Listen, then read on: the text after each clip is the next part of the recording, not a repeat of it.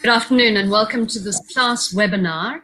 My name is Ruth Hall. I'm with the Institute for Poverty, Land and Agrarian Studies at the University of the Western Cape.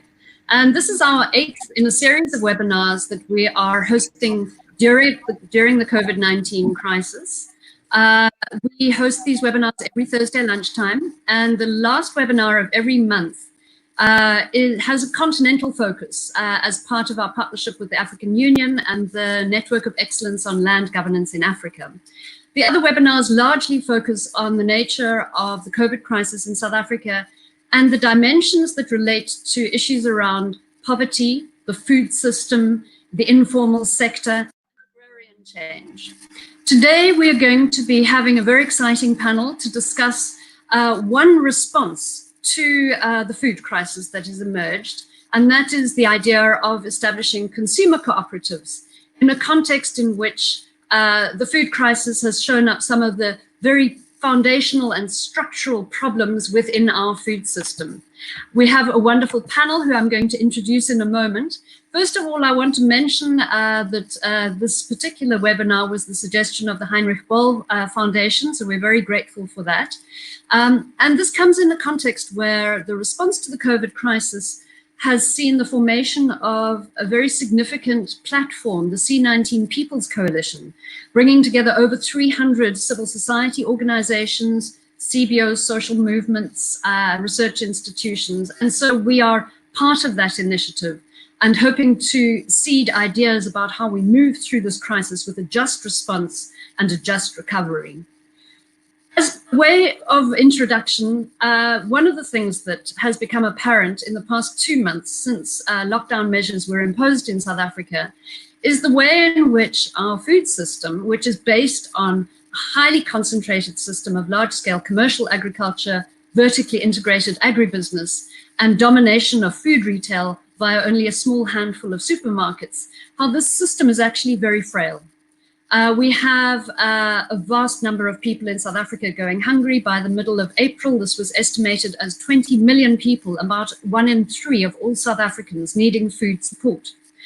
In this context also, we have small-scale farmers who produce fresh produce into informal markets or into niche markets who have lost their markets. So we have on the one hand, supply and demand and an inability to match those through the market. Market failures are abundant and clear in our food system. How are we to move through this? So this turns our attention to the question of changing the food system during and through and beyond this crisis. We are very aware that the current pandemic is only one of a series of crises that intersect and compound one another. A crisis in global markets, a crisis of volatility in currencies, a crisis of the climate, and in our context also a crisis of inequality and poverty. So one of the things we want to ask is, how do we build a more just, a more resilient and more democratic food system? One of the ways in which to do this is to redistribute land and water, restore the commons. One of it is to regulate the dominance of certain corporates who have market changing powers, who are able to set prices and manipulate the market. But also, one alternative is to forge alternative connections between the large number of small-scale producers and the large number of consumers outside of the corporate system. So with that introduction, I'm very pleased to introduce our 3 speakers. First of all, we're going to be joined by Dorah Marema, who is the founder of Gender CC, which is part of the global Women for Climate Justice movement. She's also part of Green Business College and has worked for many years on issues of land rights and the environment. She's working with the People's Coalition group in Gauteng around Johannesburg, trying to look at how food relief can also involve building connections with small-scale farmers and not only procure from the corporate system. Secondly, we'll be hearing from Konrad Hauptfleisch, who's with IFOAM, the International Organic Certification Movement, based in Germany, but originally from South Africa. He's worked across many countries, doing training with groups of small-scale farmers who are organizing to connect with cooperatives of consumers. And lastly, we'll be joined by Deawuo, who's from Toronto, Canada, originally from Ghana. She's the director of an organization called the Black Creek Community Farm, and is also chairperson of the board of an NGO called Seed Change. She's a member of the Toronto Food Policy Council and will be talking to us about consumer-supported agriculture as a way of consumers supporting change in the agricultural system. So with that, I'd like to open the debate, and you first, Dorah. Just before we start, I want to mention again that we have live comments. Please introduce yourself. Say where you're from, why you're interested in the topic. You can comment on the statements of our presenters, but please also ask questions. Ask questions for more information, or if you want to debate or contest a point that's being made, please do so. So, Dorah, turning to you. You have a background looking at questions of land rights, agrarian justice, gender justice, climate justice. In the context of the COVID pandemic, the lockdown, the shutting down of the informal sector, and the urgent need for food relief. Can you tell us a story of what you've been involved with trying to achieve in the Gauteng area? Yes, good afternoon, everyone. Thank you so much for this opportunity. Our work has been centered around, right in the beginning of the lockdown, we do work with small-scale producers, both farmers, but also beekeepers and others who do processing. So we train them at the college, and we mentor them to assist them to be able to run their social businesses. And right at the beginning of the lockdown, we were sitting with a situation where many of them were sitting with the stock, which they were wondering how they're going to be selling. They have been heavily reliant on monthly and weekly markets where they go and take their products to sell. And with the lockdown, none of that was going to happen. And on the other hand, because they are where they farm, which is small plots to a maximum of 6 hectares, they are right within communities, a lot of informal communities. And they had people on their doorstep knocking and asking for their produce, they're asking for the food. And they were torn because obviously these are some of their customers. Many of them couldn't afford to pay because they rely a lot on piece jobs and they get paid every day. And so these producers were really wanting to be able to contribute to these families who were finding themselves suddenly without food and also without income. And so we had to come up with an idea of how do we match the two. How do we make sure that the producers are getting something out of the produce that they have, and the people who need in the food are able to access that produce? So we initiated an initiative called the Ubuntu Project, and that's what brought me into the C19 Gauteng Food Group.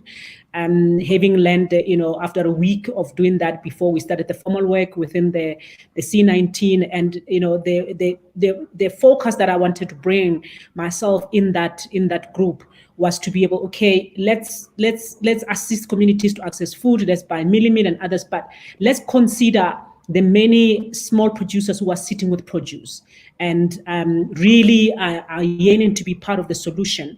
However, they would need some support for them to be able to be paid to supply the produce that they were stuck with at the time. And I think it really has been working amazing. With the Ubuntu Project, we didn't have to go and identify the families. They knew the families. They knew the people who have been active in the communities, assisting families who couldn't be able to access. And what happened also was that they had a desire to be able to also contribute seedlings and seeds and compost and actually assist the families who don't have backyard gardens for them to start producing. And I think this is the work that has been very central to the Gauteng C19 food group, where, without a grand plan, we started going around and mapping the farmers in the greater Gauteng area that would then be contacted to put together packs of produce that could be distributed in the surrounding areas. I remember in the beginning we had to gather names and put them in a Google document where we were asking the small producers, how many hectares of land and what produce do we have right now? Do we have access to transport? Which communities around it that you could deliver to? So I think for me it was something that is really amazing, really cutting edge, that was yearning to be born, and I think it was a great opportunity to see it manifest. So as we speak right now with our Ubuntu project, we've added a lot of that growing by households. But what happened is that when the farmers were distributing food, they started buying some of the excess maize, which was ready in the backyard. So they would give the people what they were giving them and say, what do you have in excess that we could buy from you to put in the food boxes to give to the next settlement? So we already saw something that was happening there that was really amazing, and it was, coming from the ground, not forced by any NGOs or any external partner, where the locals were working together to find ways of supporting one another and contributing. And people really got excited. And right now the conversation is around, can they be able to sell back the seedlings that they've made, that they've started to grow since we gave them the seeds, sell it back to the Ubuntu project so that we could be able to distribute to more other communities. And we've seen those farmers really supporting the households and teaching those who didn't know how to grow, and going back after a month to monitor and to find out what is happening, but also building this relationship that will definitely go beyond the COVID-19, and really looking at how communities could start bartering system, when they've got more of something that they could trade that with someone who's got something that they would like without necessarily having money in their position. So it's really amazing. And I think what came to my mind when I look at this, like the answers really, it does lie within the communities themselves.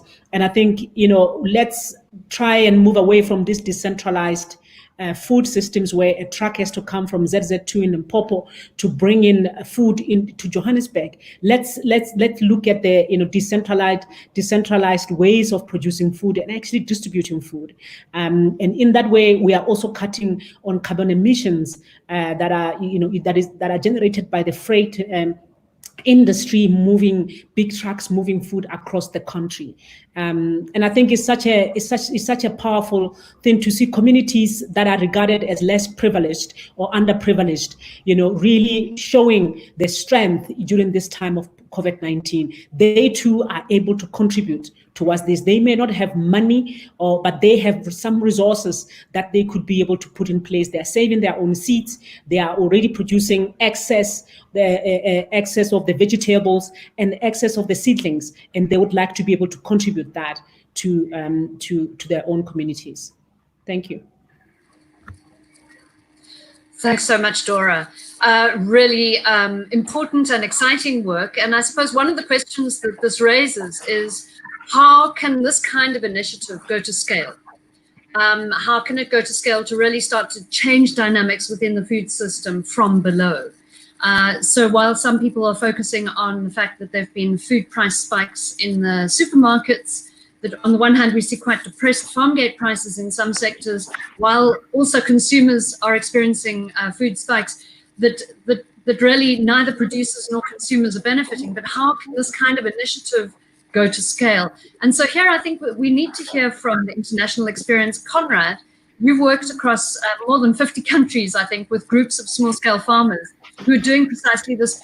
What we would really find useful is if you can spell out for us, what are the different kinds of models through which both consumers and producers can organize forms of collective action to connect in new ways? So what are the different models, and what are the kind of enabling conditions that need to be in place for this to work? Hi, Ruth. Thanks for giving me the chance, and it's really great to be here, and it was really great to also hear stories about ZZ2 and Mpumalanga and so on. I haven't been there for quite a while. Yeah, essentially, I'm just going to share my screen because I have a few slides that I'm going to use to talk through. I will share that screen, and then I'll switch on my my presentation. That should show very quickly. There we go. I think it's there. Yeah, essentially, we're talking about redefining power relationships in the supply chain. And when we talk about the kind of supply chains that I have been working with in the last number of years, we really talk about short supply chains. And these can take many forms. You know, they can be farmers markets, farm shops, collective shops, box schemes, and these kinds of things. And CSA, community supported agriculture, we'll hear about that in a short while. So there are many versions of this, but essentially it is people taking back the power. You know, if we go to the international organic market and we look at where people are buying their food in a place like the USA, which is the largest organic market for certified organic products in the world at the moment, most of the sales are done through mass market grocery stores and national grocery chains, and nearly nothing is done through farmers markets and co-ops, maybe 5%. This is the typical model that everybody's aspiring to because they think this is the way it should be. But if we go to a place like Korea, a very, very small country with about 50 million people, all the farms are smaller than 10 hectares, even people farming on really, really small plots of land. There, you see that organic and pesticide-free food is being sold through consumer cooperatives. 24.5% of the organic food is sold by consumer cooperative associations or direct transactions, 17%. School meals, which is also a direct relationship between farmers and the school system, 16%. It's a huge difference to what you see in other parts of the world. So Korea is one model that I will look at in a minute again. This all started, this kind of idea of coming from building a new relationship between consumers and producers really emerged for the first time in Japan, you know, quite a few decades ago already, inspired by Fukuoka, which many of you would be familiar with. And it started in the early 1970s. This was essentially people from the cities going out to connect with farmers to say, we want you to grow our food. We want to contract you directly to grow food for us. And you still see that the people are so involved in these CSAs. The picture there in the slide shows a lady with a baby on her back helping to harvest. This is a consumer going out to help harvesting. You know, it's that level of commitment from the consumers. What I call a turbo CSA in a way is in Korea, the Hansalim Federation. Hansalim stands for Saving All Living Things. Now, Hansalim is massive. You can see in the picture a huge solar-powered supply depot. You see logos. You see something that looks very professional and corporate, but it is actually run by a consumer and producer cooperative in federation. 2,000 farmer households serving 560,000 consumer households, doing 420 million in sales per annum. This is scale. This is really big. But remember, these are small farmers growing organic on small scale and supplying these people. And then the most important part of it is that the farmer gets still 76% of the final price goes to the farmer. The negotiation is directly between producer and consumer, and they all pool together. There's a stabilization fund to protect the producers and consumers in times of overproduction. This is really a very good example of what is possible. So I think it's one that we can learn from, but we have to also understand that these things are within a culture. There's a cultural paradigm where these things work. If you go into Brazil, there are a lot of similarities between Brazil and South Africa. You have some massive farms run by big corporations and big farmers, and then you have a lot of small farmers working in a more agroecological fashion. And here there was the Ecovida network that started in 1990 that involves farmer families, consumer cooperatives, and also building a relationship between the consumers and the producers. They basically run a rotating street market that goes through the big cities, set up the street market, and the consumers come and support them. And they have their own guarantee system via PGS. I've got a link there. I will share the presentation afterwards, and people can go and look and get a bit more information about that. But then we also have in Europe, since 1972, one of the pioneers in organic agriculture is organization called Nature et Progrès, also working with 1,000 producers across France and building a close relationship with the consumers, but not just doing farming, also doing primary production, doing winemaking, bakeries, cheese making, and linking to traditional French restaurants, and food markets and shops, and building a community. And they're operating outside of the big formal European organic market system. So really, all of these examples show that it can look very different in different countries, but the basic principle is a very short supply chain, reducing the links between the producer and the consumer.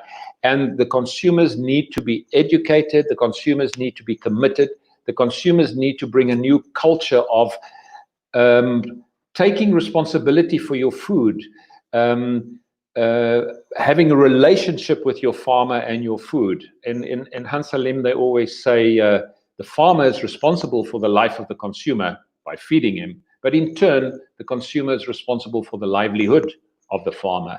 And that co-responsibility for the food chain is, I think, the most important part of it.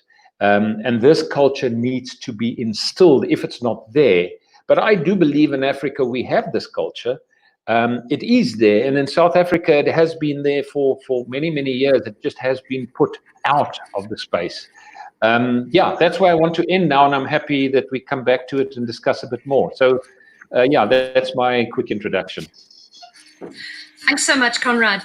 And this issue of culture is so important and so deeply embedded, and yet one can't help thinking that there's an economic and structural reason for our disconnection from our food in a context of mass land dispossession, de-agrarianization, deep poverty, inequality.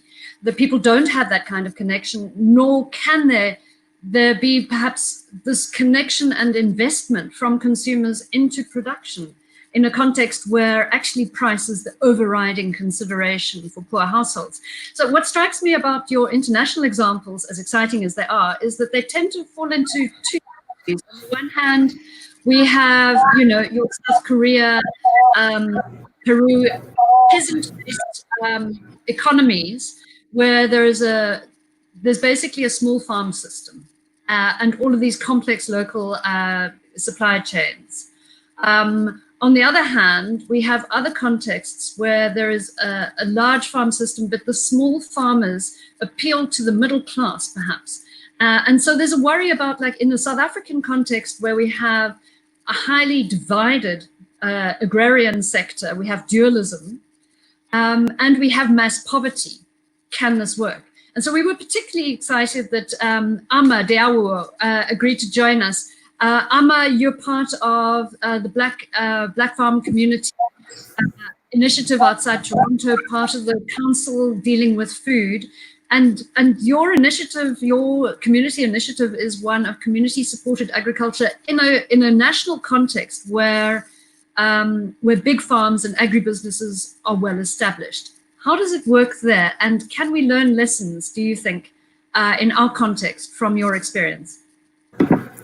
Thank you so much for having me on.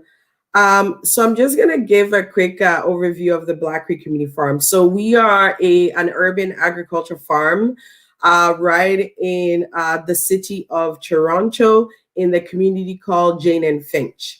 The Jane and Finch community is a low-income community. Actually, I think has the lowest equity score in terms of the poverty level across the whole city of Toronto. So the community faces multiple systemic challenges: employment, housing, over-policing, and food insecurity is also one of the challenges. So at the farm, part of the work that we try to do is to look at food insecurity, and we grow vegetables, and we grow the vegetable and we sell it as part of our CSA program. So to give a little bit of a background of the CSA program, so in the North American context, from what I understand, Dr. Whitley, who is a Black farmer from Alabama, actually started the concept of the CSA program from when he started the Pick Your Own farm few decades back. So we use the community supported agriculture program at our farm.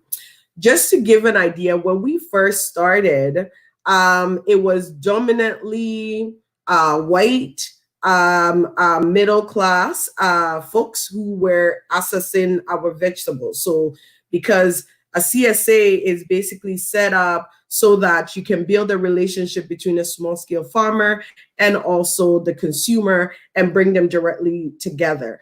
In an urban context, because CSAs are mostly used more in a rural context, and we're using it in an urban context, it's a new model for many people. So basically, the consumer is sowing, I say, a seed into the farmer, and also taking risks with the farmer in terms of whether there's crop failure throughout the season. The farmer is able to get a pot of money at the beginning of the season that they know, okay, I have this money and I know how many food I'm growing and how many people I need to feed for that. So it's a bit of a insurance for the farmer, but also most importantly for the consumer, it brings you much closer to the farmer. We live in urban centers. Most of the world population, over 60% of the world population, live in urban centers. They have very little connection to the growers, to the farmers who are actually growing their food. So a CSA model is another way of building that connection a little bit more. And of course, it also means for the consumer that you get some really flavorful, tasty vegetables than you are to get, let's say, in a formal setting. So for us at the farm, when we first started, of course, it was a challenge. You are growing organic, certified vegetables in a low-income community through a CSA model, and expecting that, you know, the residents will be able to come and pay in advance to get some of those vegetables. We face multiple challenges with some people just not being able to do that. So we end up changing our model to where we created a sliding scale. So we don't ask whether you're poor or rich or where you live. You come, you select your income level, and that's how much you pay. So we did it at the low end so that low income people are able to afford, but we also made the payment method multiple throughout the growing season so that people are able to pay a little bit at a time. It's not perfect and it has multiple challenges. So one of the things we also did was to have an on-site market as well. So we have an on-site market that is a self-serve, and it's open to folks Monday to Saturday, and you can come in and buy your own vegetables and put in your change. Sometimes people put a little bit of money. Sometimes people don't even put any money because they don't have the funds to be able to afford some of the vegetables. But that was a risk we were willing to take in terms of ensuring that people had access to fresh vegetables for their family. So yes, definitely is the challenge that we had around affordability.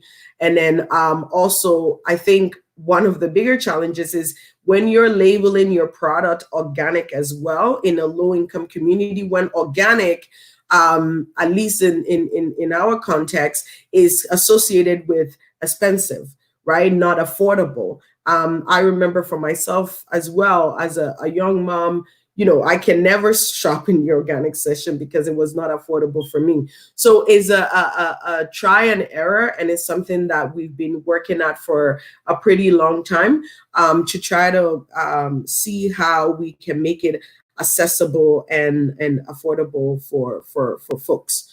Yeah, so thank you. Thanks so much, Ama. Very interesting. And I think a lot of issues that resonate with the South African context.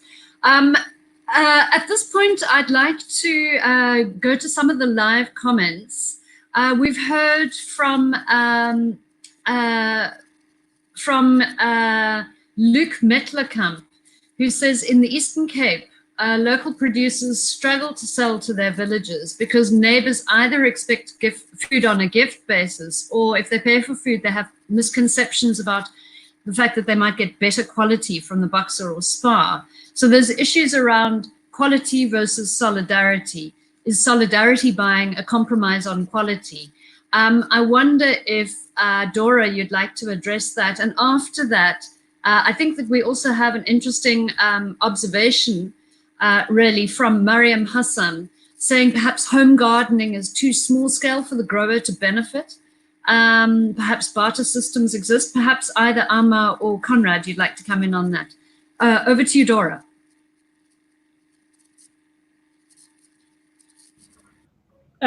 So you want me to respond this the issue of the perception of both quality and solidarity? So I think just basing it on our work, I mean, I find that the farmers that we deal with, they really produce. They use agroecological principles, and they even I think the kind of produce that they are making available is really of very high quality. And I think it's important that we also, note that the farmers are also working together. So it's not just one farmer. They have been, collaborating together. The ones that we're working with right now, in the Vaal area, Region 8 of Region 8 of City of Johannesburg, have been working together. There are 15 in total that have been putting together their produce to be able to participate in this program. Thanks so much. Dorah, actually, I thought a follow-up, which is Konrad emphasized sort of the social and cultural basis for forms of social solidarity in the food system. And I was wondering if you want to comment on that, to the extent to which there is a basis. Are there organizational forms through which people organize in poor communities? I'm thinking, for instance, Stokvels. One would imagine where poor communities do embark on saving measures, invest in things, and actually have significant purchasing power collectively. Do we have an inappropriate or do we have a cultural basis for building new kinds of solidarity in the food system or not? What is your feeling and what have you observed? Yeah, no, we definitely do. And I think it exists. I've seen it in the rural areas. I grew up in Limpopo. That's where I come from. I continue to see it in the areas where we work in Vembe, Hebron, the Northwest. I also see it right now recently with this initiative we are doing in Gauteng, in the informal areas. Largely, you find Stokvels for food for the end of the year. So the community members, particularly women, I must mention, they contribute a small amount of money every month. And that money is pulled together to buy pellets of rice, pellets of various products that they're going to need in the big supermarkets, right? And then that stuff gets shared. And I think what we need to do now is to be able to use that as a launching pad to inspire them to say, well, what if you are able to pool resources together and buy, maybe on a monthly basis or maybe on a bi-monthly basis, some of the things that you need from your local producers or your local farmers. And, in that way, money is being plowed back into your community. And they too, the farmers, will see the value of contributing in their own community. So we have this. And in Limpopo, for example, where I come from, my mother's groups, they pull together resources for funerals, resources for weddings, and it's largely women who are leading in all these things. And recently, I've seen them pulling for school uniform of the children. So there is something that is there that needs to be strengthened to support these local food systems. Instead of buying these bulk pellets of things from supermarkets and hire transport to transport them from cities or from towns to the villages or to the informal settlements, why not buy from the local producers? And I believe that after COVID, we will see a lot of these solidarity markets popping out, at least from the communities where we have been going. I think people have been excited about sharing what the excess of what they're producing. The idea of them selling back their seedlings to the farmers who will then use them to grow is really amazing. Thanks so much for that, Dorah. Konrad, turning back to you, perhaps you can say more then about the different forms in which cooperatives organize, and particularly in a big city where people may not know each other. What are the ways in which people come together? On what platforms? How do people organize that? And perhaps what role does technology play in organizing groups of consumers to act collectively with producers?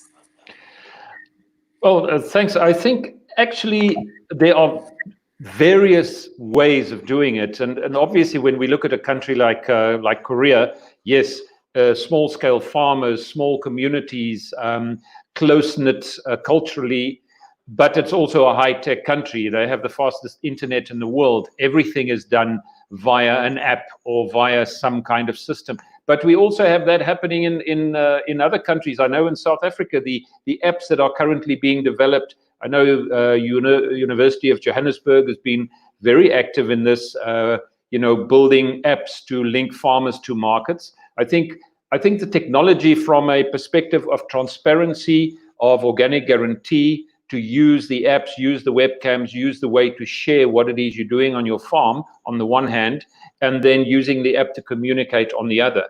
But if we look at some of these examples, things like the French example, they've been going since the 70s, and they still work in a very, very remote and traditional area. And they are literally using good old-fashioned communication. People visit each other. People come together for festivals. So it really is a combination. It's a hybrid combination of many things that we can use. But technology, I think, for small systems, for smaller short supply chain systems that are more complex in the sense that you have to do a lot of aggregation. Let's say there was a comment earlier about really home gardens being not really viable in a normal trade situation. But if you use apps that communities can share what they have and create aggregation, they can even supply maybe local supermarkets or local shops. So I think technology is where it's going, and even just a WhatsApp group. This I've seen in Zimbabwe. They had a group of working with their village chickens, as they call them, the Zolabats, the ones that run around the village, and they created a community of village chicken producers, and they used WhatsApp, and they communicate through it, they sell through it, they share, they train, they do everything just through using WhatsApp. Okay, super. Well, then for that to work, data must fall because we have very yeah, absolutely. Sorry, carry on. So moving on to you, Amma. You work with an organization that deals with issues around seed, and Dorah has also talked about the importance of seed and seedlings, seed banks. We have a comment, more than a question, I think, on the chat from Anna Matapo saying seed bank is the best for food security. Perhaps you can talk a little bit more about what's the connection between, on the one hand, seed banks and consumer cooperatives. Seeds are an input rather than at the other end of a supply chain. And the second thing I thought perhaps you could comment on is, given that you're part of this Toronto Food Council, clearly local government has a crucial role to play, particularly if we want consumer cooperatives and connections to be forged between small-scale producers and consumers in cities. Municipalities can make regulations that can provide infrastructure. What are the most important things that you think local governments should do if they want to create and support alternative aspects of the food system? Okay, thank you. So I will answer the latter question first, and then I'll go into the seed banks piece. In terms of what local governments can do, maybe I can talk about a program that was started by a group of organizations, community residents in Toronto, which was looking at the hydro corridors across the city as a growing space for community members to be able to grow food, but most importantly, also sell their food. So right now, the law is that if you are growing on city property, you're not able to sell some of that food. So a group of people came together with different divisions within the city of Toronto to really look at how can they make that happen. And it was not easy, but I think there were some gains in overall for the support of urban agriculture as a whole. And one of the things that is very, very important for any municipality to do is to really look at how can they open up more spaces, more land around the city for small scale growers to be able to grow food, but most importantly, to also be able to sell. And I think the other piece that Toronto Food Policy Council is also pushing is around markets and having farmers markets in public spaces and having a lot more of it so that these small scale farmers can also use it as an avenue to be able to grow, to be able to sell some of their food to consumers as well. And then I think the other key piece is really municipalities actually setting up infrastructure, and that could be sort of a physical commercial kitchen that people can use to sort of produce your byproducts and sort of different things, or even as a catering for different groups that are looking for kitchen spaces to be able to cater meals and different for, because what that does is it directly supports low-income people who do not have the capital to be able to set up big commercial buildings and tents, another avenue to be able to do that. But I think also making sure that there is funds set up for small-scale farmers, small-scale people wanting to do work in the food movement to be able to set up their businesses. So really seed money that they can use to be able to set up their business and to set up their infrastructure. And again, also making sure that, at least, they can have some sort of a food policy council that centers small scale producers, that centers minorities who are having a real challenge getting into the market, or minorities who are looking at, a different form, the sort of who are part of that informal economy as well. I think it's very, very important for a city, and making sure that the laws and bylaws and things we have are laws that are can enable small scale producers to be able to do some of that work. So I'm going to go to the next question around seed banks, if I have time. In terms of, we all know that we cannot have food without seeds, and having seed banks is very, very important, and is very crucial for the small scale producers. We know that, Monsanto and some other big organizations control most of the seeds that farmers are growing and are continuously to do that. But when you look at models in Ethiopia, models in Mali, where different women are coming together and they're actually saving seeds, and they're trading those seeds with each other so that they can continue the generations upon generations of those seeds, and to make sure that those seeds stay in the hands of the farmer and that is not controlled, is very, very important. Thank you. Thanks so much, Alma. We have an interesting question from Siviwe, who is asking about consumer education. And again, this goes to perception. How central is consumer education in changing the food system in the context of overwhelming reliance on food corporations by the poor? What approaches do you suggest? And of course, Dorah, I'd be interested in your view. Of course, we're in a society that on the one hand has massive problem of malnutrition, but with just over 25% of children are stunted from malnutrition. At the same time, we have what's called an obesogenic food environment, where a lot of people, particularly poor people, eat a lot of highly processed foods. So perhaps you can comment on consumer education.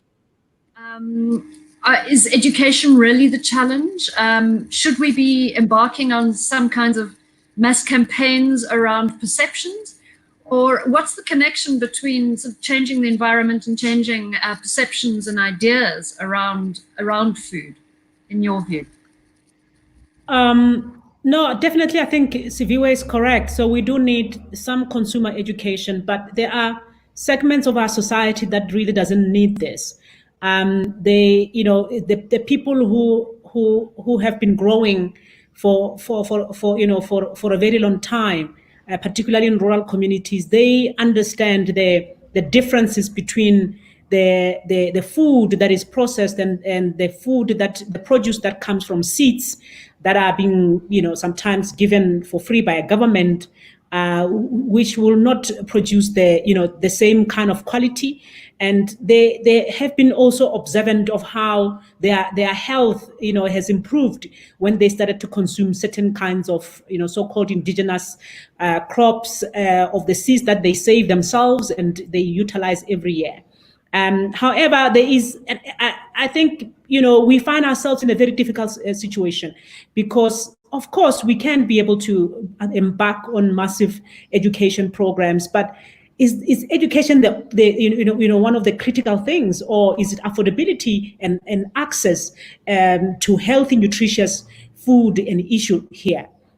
Because I think even if we can educate people about the difference between processed food and food that is produced in with agroecological principles and in organic manner or without chemicals, but they are still not able to access these, it continues to become a challenge.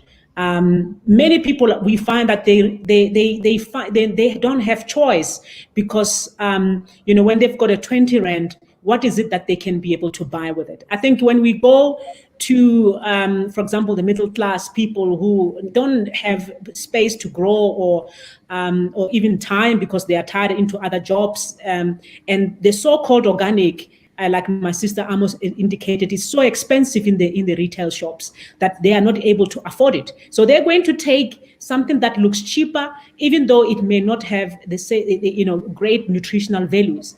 I think there has to be some kind of a balance between education and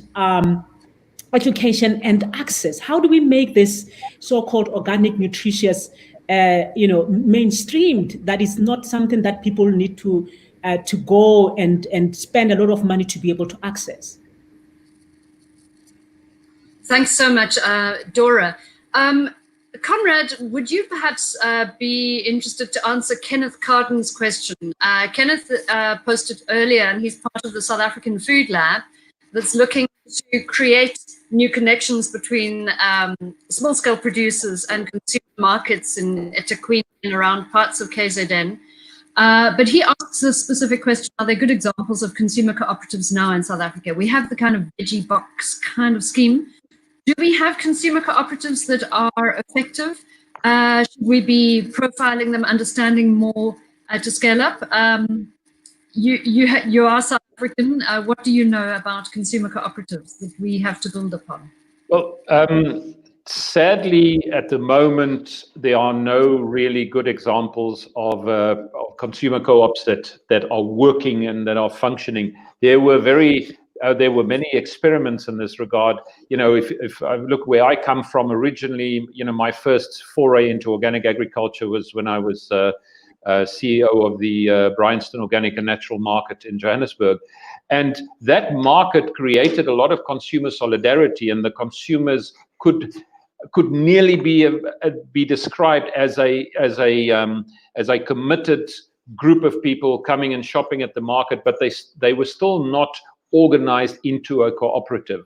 When we created the participatory guarantee system to help create credibility around the products, the consumers became more involved. They joined the PGS and they became members or consumer members of the PGS. So that there was the root or the seed of possibility.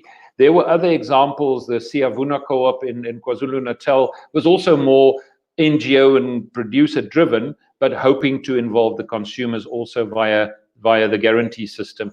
I think another one is Abalimi Bezekaya in Cape, in the Cape Flats, and working supplying people into into Cape Town. They touch on it, but it really isn't consumer co-op in the way it's organized in Korea, for instance. I think there are a lot of things needed there. First, there's some behavior change from the consumers, that they need to get involved rather than just taking what is given to them by the retailers. So the consumers need to have some behavior change, but it must also, here I think it needs to be a combined effort. Cooperative systems in South Africa have gone through many permutations and there's been failures on it. So people are a little bit distrustful of it. They may be not sure, and consumers have never been involved in it. So I think there has to be some policy change on this, or maybe some political will to also say we need to build on some kind of design for consumer cooperatives in South Africa, because sadly it doesn't really exist at the moment. But I think there is potential for it. Okay, thanks so much, Konrad. We're going to move towards wrapping up soon, and I want to inject a bit of urgency into this conversation. We are in a food crisis. The food crisis is not a production crisis. It is a market crisis. It's a crisis of a failure of purchasing power. It's a crisis associated with the locking down of much of the informal food system, alongside the protection and support of big industrial agriculture, corporate-dominated supply chains, and supermarket retail. So we have this inequality within our food system that it actually looks like right now is being entrenched. And at the same time, we're looking at ways to open up and support quite a marginalized sector.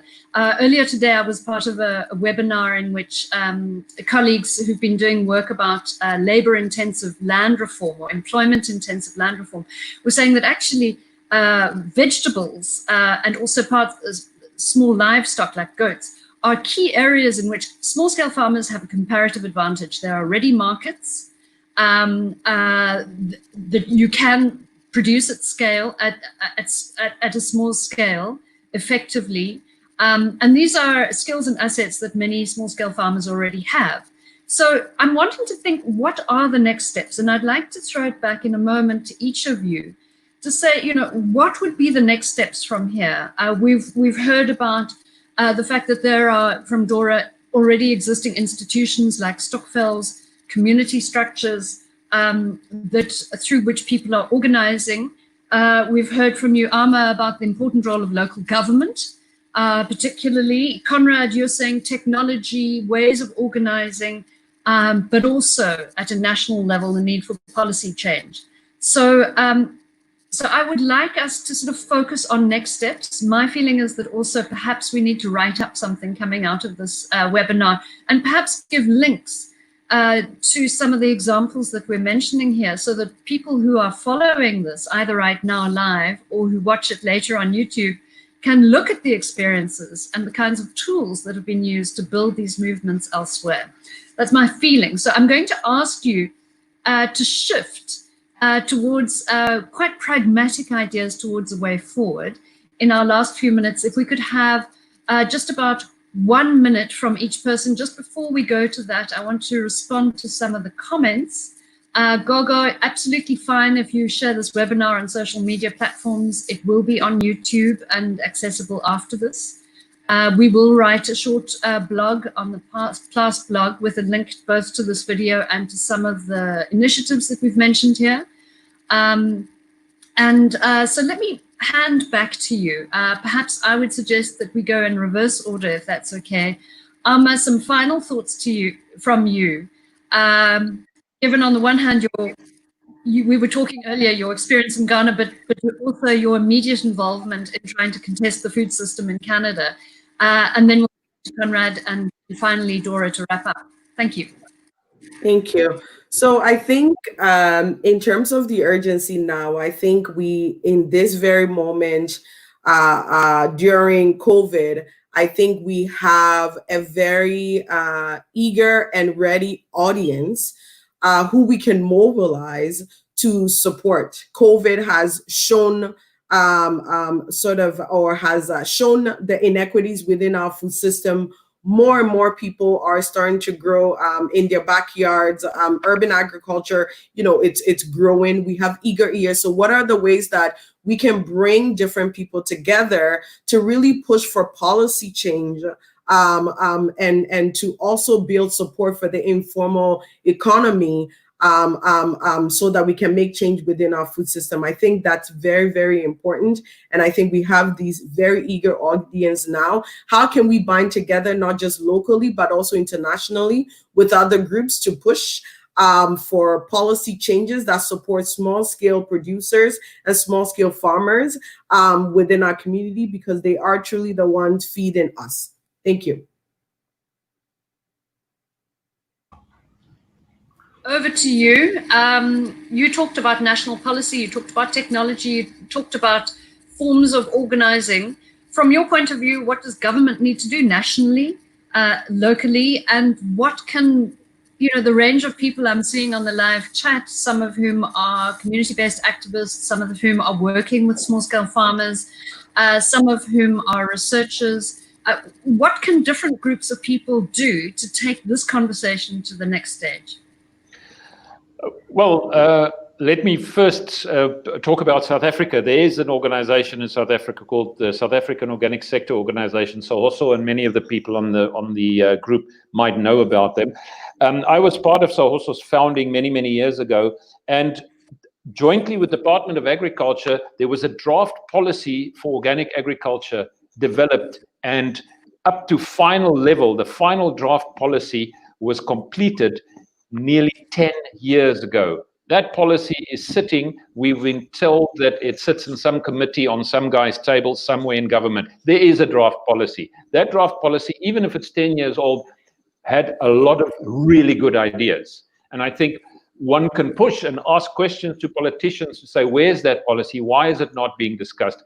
After that, and maybe 2 years later, there was a policy on agroecology specifically, sort of as a working in harmony with organic. Both these policies exist. Both these policies have been stopped for some reason. I think that's one place where people can mobilize, they can use the political processes to ask where these policies are and how can we move them forward and why are they not being submitted to Parliament. There's draft regulation. There are a number of things that can be done politically, and one should mobilize together with some, with a collective organic movement like SAHOSO, or something like that. I think is very important to do, and then link to international organizations like IFOAM, like IFOAM EU, IFOAM Asia. There are all these organizations working on similar challenges in similar environments. And that I'm very happy to also share links if people are interested. Super. Dorah, the last word goes to you. We've seen a form of social solidarity emerging around food in the form of community action networks, the CANs, a lot of forms of social solidarity. How do we build on that? What's the next stage to make something that deepens this connection and will endure? In Gauteng, the C19 and others, we are part of an initiative that has been supported by Heinrich Böll Foundation to do the mapping of the small-scale producers, and also mapping on the input side of where they're getting their inputs.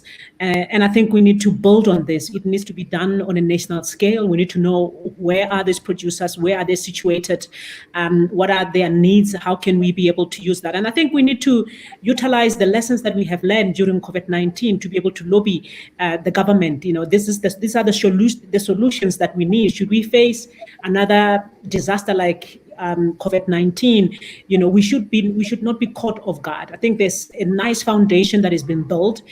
For me, I feel that another world is already here.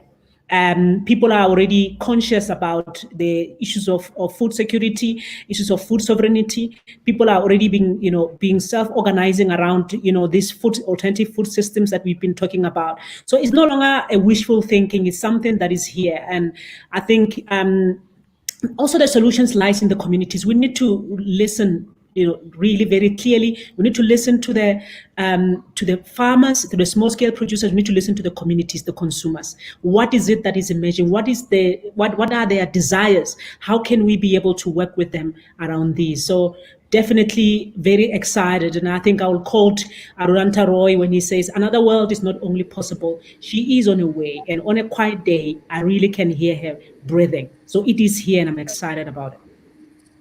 She's here and she's breathing. Thank you so much, Dorah. And thank you very much to all our panelists. Alma for getting up very early in Toronto, Konrad in Berlin, Dorah in Johannesburg. And I'd like to thank everybody who commented and participated. Please follow this issue.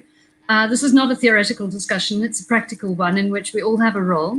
I want to announce that next Thursday we'll have our webinar focusing on broad-based Black economic empowerment and industrial fisheries, another sector in which we have this dualism between big industrial production and large corporates, but also significant small fisher sector. Please do join us. Thank you very much, everyone. Thank you to our panelists. We look forward to taking the next step with you and stay safe, everyone. Thank you.